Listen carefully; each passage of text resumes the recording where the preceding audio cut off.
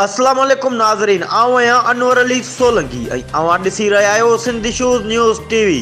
Sindh issues news TV bulletin में अवां खे भलीकार ख़बर शामिल कंदासीं। मोरो में एंकर इंस्टीट्यूट पब्लिक स्कूल पारां ॾिनल सक़ाफ़ती सॾ ते स्कूल जे शागिर्दनि जी गॾियल रैली कढी वई, जंहिं में शागिर्दनि खे घोट कुंवार जो लिबास पाराए कार ऐं उठ गाॾीअ ते सवार करे स्कूल खां सिंधी लोक गीत ते जुमरनि सां रैलीअ जी सूरत में मोरो प्रेस क्लब पहुता, जिते स्कूली शागिर्दनि लोक क़ौमी गीतनि ते जुमरियूं पिण हयूं, जॾहिं त स्कूली उस्तादनि ऐं शागिर्दनि मीडिया अॻियां सिंध जी सक़ाफ़त ते ॻाल्हायो।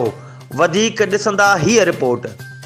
असांजो इहो चवणु आहे त जेको आहे असांजी सक़ाफ़त खे उजागर करण लाइ उन्हनि हिकिड़ो प्रैक्टिकली जेको आहे पंहिंजनि ॿारनि खे एंकर स्कूल वारा वठी आया आहिनि, उन्हनि खे घोट कुंवार नमूने तौर ते जो जीअं त असांखे हींअर जेको असां शहर में रहूं था त उहे असांजो अॻियूं जेको आहे घोट कुंवार जो सिंगार छा थींदो उहे रस्मूं असां विसारे वेठा हुआसीं।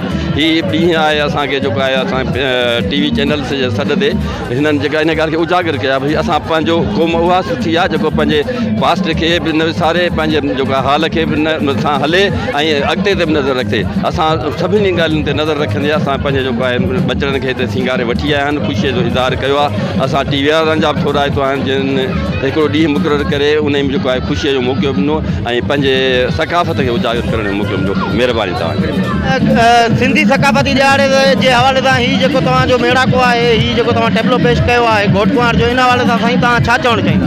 बिस्मिल्लाहिर्रहमानिर्रहीम। अस्सलाम वालेकुम। मुंहिंजो नालो फराज़ सोलंकी आहे। मां इनकर स्कूल में 6वीं क्लास में पढ़ंदो आहियां। मां ही सक़ाफ़ती घोट जो किरदारु करे रहियो आहियां त जीअं असांजे ईंदड़ नस्ल खे बि सक़ाफ़ती करण जो तरीक़ो मिले।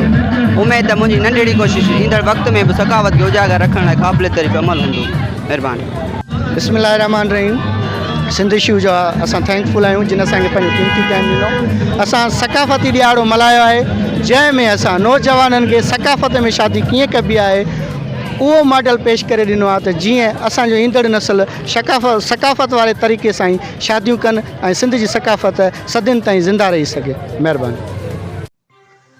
जी नाज़रीन, ही हुयूं हिन वक़्त जूं अपडेट्स। वधीक ख़बरुनि ऐं अपडेट्स लाइ ॾिसंदा रहो सिंध इशूज़ न्यूज़ टीवी।